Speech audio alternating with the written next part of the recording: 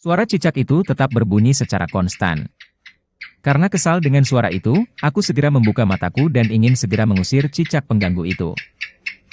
Perlahan aku membuka mata, namun seketika dadaku terasa sesak dan panas karena tepat di atasku ada... Halo, selamat datang di Zona Horor, channel yang membahas tentang kisah horor dan misteri kehidupan. Jika kamu suka dengan channel ini, silahkan klik subscribe dan bagikan kepada teman-teman kamu.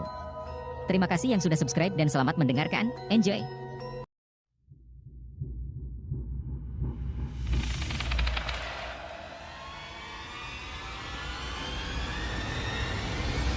Sebelum bercerita tentang pengalaman seram di kamar kosku yang angker, aku ingin bertanya.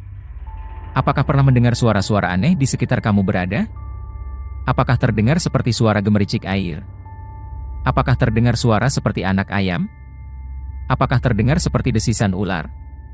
Atau terdengar seperti suara asing lainnya? Pastikan bahwa suara-suara itu memang berasal dari sumber yang sebenarnya. Pastikan suara gemericik air itu berasal dari tetesan keran yang belum tertutup dengan benar. Pastikan suara anak ayam itu berasal dari kandang ayam di belakang rumah kamu.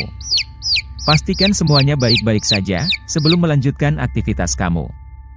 Aku memiliki pengalaman seram dan horor dengan suara-suara seperti itu, yaitu sebuah pengalaman seram di kamar kosku yang angker.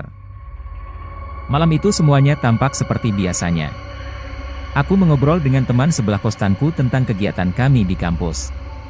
Malam itu adalah hari pertama aku menempati kamar kosku. Aku baru saja pindah, karena sewa kos di tempat temanku ini lebih murah. Kami asyik mengobrol dan tertawa hingga tak terasa waktu telah menunjukkan pukul 12 malam. Kami mengakhiri obrolan kami dan kembali ke kamar untuk beristirahat. Aku masuk ke kamar dan mencuci dulu wajahku yang berminyak. Setelah itu aku rebahan di atas kasur sambil memainkan handphoneku. Aku memeriksa Facebook, mungkin ada informasi yang menarik. Tak beberapa lama, mataku mulai lelah dan terasa berat. Tanganku yang sedang memegang handphone mulai lemas dan perlahan tanganku tergeletak di sampingku. Aku tertidur dengan posisi terlentang saat itu, kepalaku mengadah ke atas ke arah langit-langit. Aku merasa telah tertidur pula saat itu, namun hal itu tak berlangsung lama. Aku sangat terganggu dengan sebuah suara. Suara itu terdengar seperti suara cicak yang berasal dari langit-langit kamarku.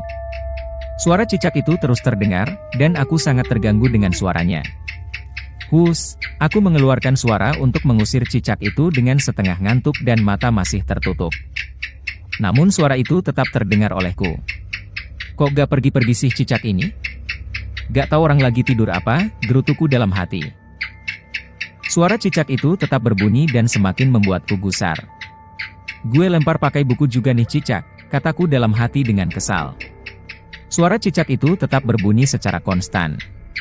Karena kesal dengan suara itu, aku segera membuka mataku dan ingin segera mengusir cicak pengganggu itu. Perlahan aku membuka mata, namun seketika dadaku terasa sesak dan panas karena tepat di atasku ada sosok yang menatapku dan tersenyum. Ia menggeleng-gelengkan kepalanya sambil mengeluarkan suara seperti suara cicak. Astagfirullah! Teriakku karena ketakutan. Aku sangat terkejut dan ketakutan melihat sosok kuntilanak yang melayang di atas kamar kosku itu. Aku pingsan saat itu dan terbangun keesokan harinya. Setelah aku bertanya pada temanku, ia mengakui bahwa kamar kosku itu memang terkenal angker. Hari itu juga aku memutuskan untuk pindah kos ke tempat yang lain.